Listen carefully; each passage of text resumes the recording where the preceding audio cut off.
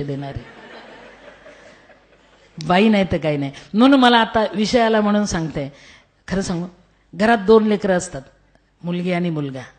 बायकोला न्याय नक्की मिळावा, 7-12 तर खात्रीने मिळावा. आणि ते सुरू झाली, आता कलम सुरू झालं.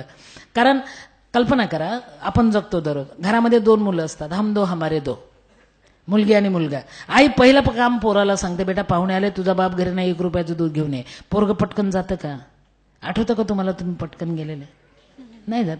ते एक करते, दणादणा पाया पडते, घसरलेली चड्डी वर सरकवते, आडव्या हाताने नाक पुसते आणि आईला सांगते मी नाही जात जा. तरी आई सांगते अरे शेंगदाणे दिल, गुळ दिल, जा रे बेटा.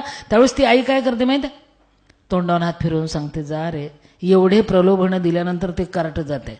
आणि जाताना कसं जाते माहिती, डाव्या हातात ग्लास घेते, उजव्या हातात रुपया घेते, 1च रुपया असतो. आणि त्या पाहुण्यांकडे डोळे काढून बघते आणि पाहुण्यांकडे बघत बघत ठाण ठाण ग्लास ठोकतच जाते कार्ट. ते पाहुण्यांना सांगते दूध आणतो लेको, दम धरा, पाहुणे आलात ना. हे पोरग, फरक बघा, हे पोरग. पोरीला सांगा बरं, वेळ आहे ना आपल्याला, संपला नाही ना, भरपूर आहे, भरपूर आहे. तुम्ही थकला नाही ना. पोरीला सांगा बघा, फरक बघा. पोरीला सांगा बेटा 1 रुपयाचं दूध घेऊन ये बाळ. ती काय करते माहिती आहे, लक्षात घ्या मी बोललेलं.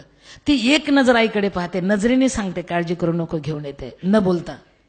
ती डाव्या हातात कच्चा रुपया पकडते, तिला माहित असते हरवला तर 2रा रुपया आईकडे नाही, बाप घरी नाही. देवानी कशी उपजत बुद्धी दिली तिला बघा. म्हणून बाई नाही तर काही नाही.